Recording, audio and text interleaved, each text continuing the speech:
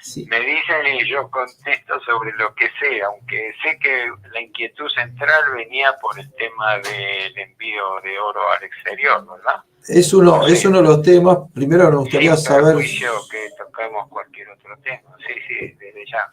Primero nos gustaría escuchar un poquitito, un breve resumen de cómo ve usted el panorama económico y financiero del gobierno.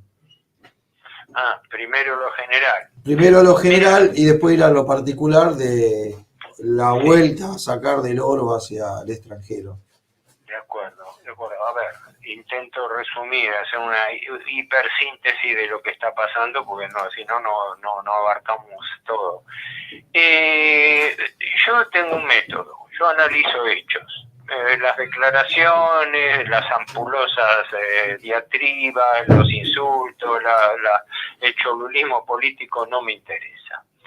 Y veo como balance que el gobierno Milei, a 9 meses de su gestión, está fracasando abiertamente porque no puede mostrar un miserable resultado en materia económica y financiera. ¿Verdad? Esto está a la luz pública, no es que lo invento yo, no es una impresión subjetiva de Héctor Giuliano. A ver, desde que asume Milei desata un proceso hiperinflacionario donde se desbocan los precios que siguen creciendo, porque la inflación es un fenómeno acumulativo. Entonces, haber disparado 25,5% en diciembre, permitiendo remarcaciones salvajes de las empresas impunemente, haciendo una macro devaluación que duplicó el valor del dólar medido en pesos. Haber comenzado con la política de baja de los salarios, de las jubilaciones y de los planes sociales, haciendo que los 3 rubros tengan aumentos inferiores a la inflación, es decir, bajando los salarios reales, jubilaciones reales y planes sociales. Explico para la gente, cuando se habla de salarios, ingresos reales, quiere decir el ingreso nominal que vos tenés descontada la inflación. Porque si tu sueldo es, no sé, 100.000 pesos, cualquiera sea pero y aumentan un 5%, pero la inflación ese mes aumentó el 25%, el poder adquisitivo tuyo cae. Y eso es lo que ha pasado hasta ahora, donde el gobierno a 9 meses de gestión ha aumentado los precios aproximadamente en un 130%, en lo que va del periodo Milei, independientemente del desmanejo que haya hecho el kirchnerismo. Que de eso podemos hablar, pues yo soy un crítico del kirchnerismo desde que estaba Néstor Kirchner, así que no me pueden imputar de hablar en favor de la gestión kirchnerista. Y sobre todo en el último tramo de la gestión de Massa, que fue particularmente negativo y funcional a Milei. Pero eso lo hablamos, si querés, por separado. Pero entonces, para resumir el balance que veo, no es que es una impresión subjetiva mía, son los datos de la realidad. La pobreza ha aumentado y sigue aumentando. Con ello la indigencia. Los récords de pobreza infantil, que son un indicador clave, hasta los indicadores de salud y desnutrición. El panorama socioeconómico está pasando límites de emergencia. Estamos en zona roja. Esto no es chiste. Esto puede explotar, Héctor. Sí, perdón. Esto puede explotar porque uno en la calle, hablando con la gente, realmente espera la manifestación de la gente en favor de un levantamiento, de que se ponga un freno desde el lado social de la gente. Primero, te digo con franqueza, saber no lo sé, eso tiene que ser un hilado muy fino de inteligencia y eso lo hacen los servicios, lo hacen las empresas encuestadoras. En mi opinión, no se da ese panorama, pero porque la gente está para el cachetazo, la población desorganizada no tiene capacidad política, concretamente. Exacto. No hay sectores políticos o sociales organizados que se coaliguen para una resistencia frente a esta política de ajuste para bajar los ingresos y provocar recesión, porque la recesión la está provocando el gobierno, no es que se está produciendo por un fenómeno espontáneo de la economía. Es lo mismo que ocurre con los precios, es lo mismo que ocurre con el retraso cambiario, son políticas. Y yo soy escéptico de que haya una reacción espontánea. Al revés, el peligro es que se produzca cualquier descontrol local. Claro, sí, en algún lugar del conurbano que haya un día un saqueo a un supermercado y que entonces le tiren un muerto a alguno y así sucesivamente. Pero no algo orgánico como decir un sector que encabece la resistencia. En mi opinión personal, el único sector que podría estar en condiciones de hacer eso es el sector sindical organizado, empezando por la CGT, pero también por la CTA. Y hasta ahora lo que estoy viendo es que la actitud desde que asumió Milei de los sindicatos es muy tibia en relación a la gravedad de la situación. Porque esto para mí tenía que tener una respuesta inmediata. Cuando Milei encabezó con los empresarios y financistas que lo apoyan y lo llevaron al gobierno, ¿no? Porque el gobierno vino a gobernar con deuda y a gobernar en favor de los acreedores financieros del Estado, que son los únicos que están ganando en medio de la recesión.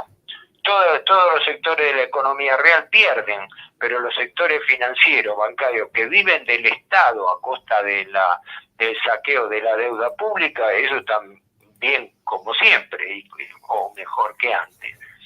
Pero, de todas maneras, la derivación de esto es que, en lo que yo veo, es una situación no reversible porque Milei está redoblando la apuesta. Es decir, frente al fracaso de su gestión, está redoblando la apuesta. Yo veo un símil notable con Macri. Hay que retroceder a la gestión de Macri para ver que esto es un remedo de lo que quiso hacer Macri y también fracasó. Nada más que Macri fracasó a los 2 años y Milei está fracasando a los 9 meses. Hay que acordarse, cuando asume Macri propone una lluvia de dólares, de inversiones, de lanzamiento del país, de superación, etcétera, etcétera, etcétera. Empezó a endeudar el país, aumentó la deuda pública en 83.000 millones de dólares en 2 años, y cuando llega mayo del 2018, se presenta impávido ante las cámaras de televisión y en un discurso de 3 minutos dice: señores, estamos en crisis, necesitamos una ayuda extraordinaria del Fondo Monetario Internacional. ¿Para qué? Para poder sobrevivir su gobierno y llegar a fin del mandato. Y comprometiendo que el pago lo hiciera el futuro gobierno. O sea, yo me salvo hoy de la crisis para no entrar en default, como hubiera debido reconocerlo, porque el Fondo Monetario y los fondos buitres de Wall Street lo apoyaron para que pudiese completar su mandato, tirándole la bomba de tiempo, como todos los gobiernos, sí. ¿No? Todos los gobiernos pateándole para adelante los compromisos. Era imposible que el país, cualquiera sea el gobierno, pudiese devolver los 45.000 millones de dólares que le había desembolsado el Fondo Monetario en el año 21-22. A razón de más de 20.000 millones de dólares por año, cuando no tienen un dólar partido por la mitad. Y la prueba está que lo está repitiendo Milei ahora, con todos los elogios que recibe del establishment financiero, político, internacional, todas son halagos, ¿verdad? Pero nadie le presta un centavo. Al revés. El gobierno anda peregrinando por el mundo pidiendo 15.000 millones de dólares para salvar la coyuntura del cepo y del atraso cambiario. Esto es público y notorio y declarado. Tanto Milei en sus entrevistas que es una cosa insólita, porque el presidente, en lugar de hacer visitas oficiales, hace visitas privadas. Va con la excusa de dar una exposición y recibir un premio en una entidad privada en España, en Alemania, en Praga, sí, y se entrevista con hombres de negocios para hacer negocios que no sabemos qué entidad tienen. El presidente va a firmar un acuerdo formal, o va a llegar a un acuerdo formal que involucre al país. No que va a tener una charla con cualquier empresario, por más poderoso que sea. ¿Me explico? Es decir, se va y se pondera, no, porque se reunió con el magnate norteamericano Elon Musk, que está ahí, que bien. Bueno, sí, eso corresponde a las 1001 informaciones de actualidad periodística. Pero no. Yo lo único que sé es que el litio argentino ha sido rematado para que lo exploten empresas extranjeras. Y resulta que todos los rubros claves de materias primas estratégicas claves hoy, ni hablar del agro tradicional, pero del litio, de la minería, del petróleo, todos los recursos naturales están en manos de empresas extranjeras, directamente, controlado bajo empresas extranjeras o como YPF, empresas mixtas controladas por capital extranjero y directivas privadas. Pero no me quiero ir lejos, vos me pedías un panorama apretado y Claro, resumir esto sinceramente es difícil. Lo único que digo es, yo me baso en los hechos, estos son los hechos. Más pobreza, más indigencia, más caída del salario real, más aumento de los servicios públicos, más caída del poder adquisitivo, más aumento de la deuda pública. Porque en lo que va del año, el aumento de la deuda pública, según el último informe que hoy levanté del Ministerio de Economía, a julio, la deuda pública en lo que va del año aumentó en 81.400 millones de dólares. Hoy la Argentina debe 465.000 millones de dólares de deuda pública. Y la deuda sigue aumentando a un ritmo de unos 10.000 millones promedio por mes. Esto Milei lo hizo. Todos los gobiernos se lamentan de la herencia recibida, también el kirchnerismo, pero todos la aumentaron. Y la clave del ajuste es que todo este ajuste impuesto al pueblo argentino tiene una finalidad central: pagar intereses de la deuda, concretamente. Y esto no lo digo porque sí, lo digo con los datos del Ministerio de Economía en la mano. En lo que va del periodo de 7 meses, de enero a julio, el gobierno, gracias a la inflación que provocó, fue licuando el gasto público en sueldos, jubilaciones, planes sociales y suspendiendo obras públicas que generaron recesión y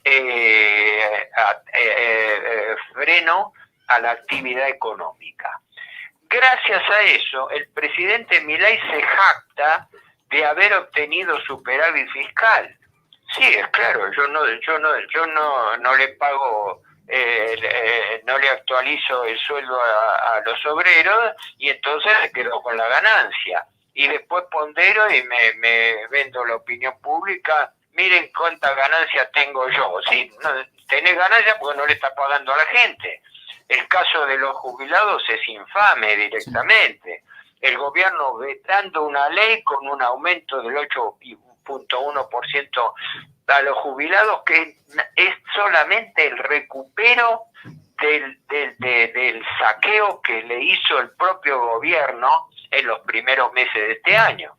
Así que seguir dándonos manija con todo eso, sí. Bueno, estaríamos una hora hablando. Héctor, pero vuelvo a esto. En todo este panorama, el gobierno, con este plan de ajuste en el cual la inflación es la clave, porque la inflación le sirve para tener más ingresos al gobierno y licuar el gasto público a los sectores sectores asalariados o jubilatorios, obtuvo unos 8 billones de pesos de superávit primario. Caramba, si uno llega hasta ahí, dice, bueno, logró en forma pirata, pero logró 8 billones. Y ahora viene la pregunta del millón. ¿Y en qué usó ese superávit? De 8 billones, 6 los utilizó para pagar intereses de la deuda pública. Y los 2 billones restantes los está amarrocando. Amarrocar es una palabra del diccionario, quiere decir ahorrar en forma estricta, ¿no? Los está amarrocando ¿para qué? Para con esos pesos comprar dólares y conseguir una masa de 1.500 millones de dólares para depositarlos en el Bank of New York para garantizar el pago de intereses futuros en enero del año 2025 a los fondos buitre que se vienen negociando desde la época de Macri hasta ahora. O sea, todo el ajuste es para pagar intereses de la deuda, ni siquiera capital, porque de capital no se paga un centavo. Vivimos y hacemos ajuste para pagar intereses de la deuda, es decir, para pagar usura. Claro. Esa es la realidad. Y en este panorama, ¿cómo encaja el tema de la salida del oro al extranjero? Bueno, la salida del oro sería un capítulo muy gráfico y muy crudo de la realidad dramática que ha provocado este gobierno. Porque digámoslo claramente, yo cuando sentí que el gobierno, como ya había hecho Macri, transfirió oro al exterior en secreto, ¿no? Lo primero que dije es prenda. O sea, en la Argentina no puede pagar, entonces le exigen que entregue el oro, que es el activo más seguro, ¿no? Frente a una situación de crisis como se encuentra la Argentina o cualquier país, lo último que se desprende es del oro, porque el oro es el valor con el cual, en frente a una emergencia, el país tiene valores cash para poder responder si tiene que salir a sostener una situación de emergencia. Entonces, cuando el gobierno se está desprendiendo del oro, es que estamos en alerta roja, ¿no? Y lo peor es esto, que esa operación se hizo en secreto, nadie se avivaba de esa operación, de no haber sido porque el diputado Palazzo, que es a su vez titular secretario general de la Asociación Bancaria, lo denunció, denunciando que los días 7 y 28 de junio se habían detectado partidas de oro al exterior, que el gobierno obviamente no había informado. Se supo que concretamente se habían mandado camiones a través de una empresa, una empresa de transporte, Lumil, no sé qué es, pero que se transportó en camiones blindados, y el oro se embarcó en aviones o en un avión de la empresa británica British Airways con destino a Londres. Ahora, ¿dónde está ese oro? ¿Para qué se usó? ¿Para qué se está usando? No lo sabe nadie porque el gobierno se niega a informar, no solamente a la opinión pública, se niega a informar al propio Congreso, porque lo que hizo Palazzo, el diputado Palazzo, es un pedido de informes. El gobierno tiene el deber de contestar un pedido de informe. No lo contestó, se ampara en el secreto de la protección de los activos argentinos. Entonces, lo que pasa es que la gente no entiende, ese tema yo lo estudié bastante y lo seguí hasta que, no me fue posible obtener nada. En el Banco Central existe un área de administración de reservas. El país tiene en este momento, tenía por lo menos nominalmente hasta julio, según tengo bajado de los balancetes del Banco Central, que es la poca información que se dispone, casi 5.000 millones de dólares en oro, 4.800, 4.900. De eso, según parece, habría mandado 1.500 lingotes de oro por valor de 250 millones de dólares, ¿no? Pero ese sería un segundo envío. Antes habría mandado otros 430 millones de dólares en oro. Nadie sabe cuánto dinero hay en el exterior, porque el Banco Central registra el oro, pero no te dice dónde está el oro, lo mismo que las reservas. Y si las reservas van al exterior, son motivo de posible embargo. Eso lo han advertido gente que es del riñón del sistema financiero, como el expresidente del Banco Central, Martín Redrado, ¿no? Donde justamente Londres, si el destino o el paso del oro era por Londres, es una de las plazas más peligrosas porque está sujeta a embargo, y la Argentina tiene juicios internacionales, no solamente el de YPF, el de los fondos buitres Hollout que todavía no entraron en el canje, el de la manipulación de las estadísticas del INDEC hecha durante el gobierno Kirchner por Guillermo Moreno, etcétera. Todos esos juicios que están abiertos tienen solicitudes de embargo. En consecuencia, desprenderse del oro que está acá para trasladarlo al exterior significa exponerlo a un embargo internacional, como incluso había pasado, te acordás, hace años, con el embargo pirata que quisieron hacer sobre la fragata Libertad, que era ilegal, pero de todas maneras le valió un dolor de cabeza a la Argentina por una inoperancia del gobierno Kirchner, por un decreto mal emitido, en fin, un tema muy complejo. Pero concretamente, si el oro está en el Banco Central, lo tenemos nosotros. Si el oro se traslada al exterior, sonamos. Estamos expuestos a que ese oro pueda ser embargado o utilizado en cualquier cosa. Entonces viene la suposición, ante la negativa de informar el gobierno, viene la suposición y la pregunta de lógica: ¿para qué se usa el oro cuando se transfiere al exterior? Habría muchos usos, la mayoría no los conocemos, ¿no? Pero yo identifico fundamentalmente tres.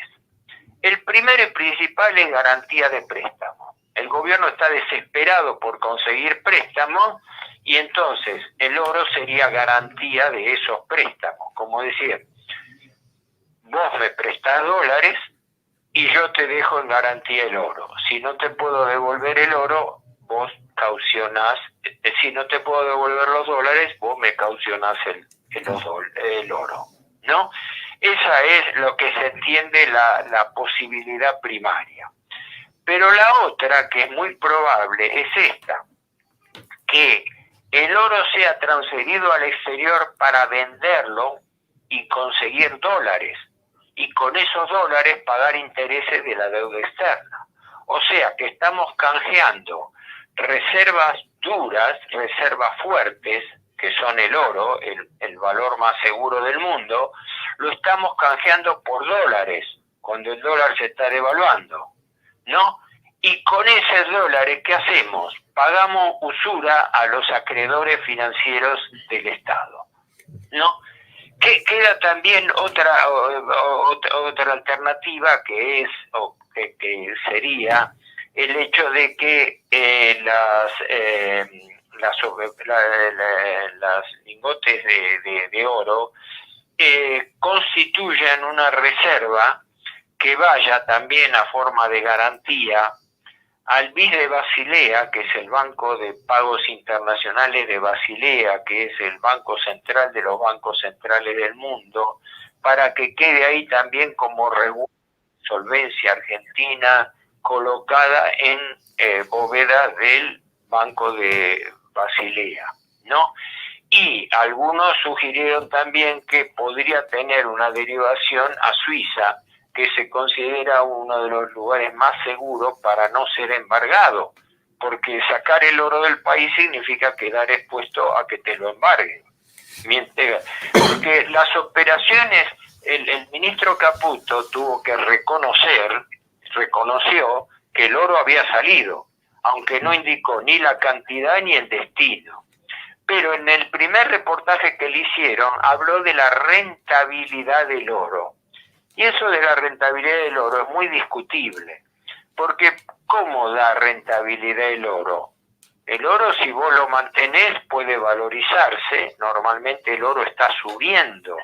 El oro estaba en 2.000, ahora está en $2.500 la onza Troy. La onza Troy es la unidad de medida internacional del oro. Una onza Troy equivale a 31 gramos de oro, ¿no? O sea, 30 gramos de oro valen 2.500 millones de $2.500, ¿no? Esa es la cotización ahora, actual, en estos días, ¿no? Y el gobierno, por lo que se estima, podría haber hecho una primera transferencia de más de 400 millones de dólares y una segunda que se habría producido, dos transferencias en junio por más de 400, hablan de 420, 400, qué sé yo, 420, 430 millones de dólares en oro, ¿no? En agosto, ahora, en estos días, a fines de agosto, habría agregado otros 250 millones de dólares, concretamente. Estamos entregando prenda. Y mientras tanto, todo este cholulismo distractivo de los escándalos públicos, todas estas peleas, todo este cholulismo político para distraer la atención, mientras el país está siendo saqueado, porque esto quiere decir que se llevan el oro, concretamente. Ya no alcanza a conllevarse el tema de la pesca, del petróleo, de la minería, del litio, nada nos dejan, hasta el oro. Sí, ni hablar de los recursos naturales. Como decía antes, los principales recursos naturales de la Argentina están en manos de empresas extranjeras. Se habla de Vaca Muerta, pero Vaca Muerta es totalmente multinacional. Bueno, es un proyecto multinacional sobre explotación y exportación del petróleo que manejan empresas extranjeras. Las concesiones de las empresas mineras también. No nos olvidemos que en el país existen 22 o 23 yacimientos de oro, la mayoría de los cuales están en la provincia de Santa Cruz, ¿no?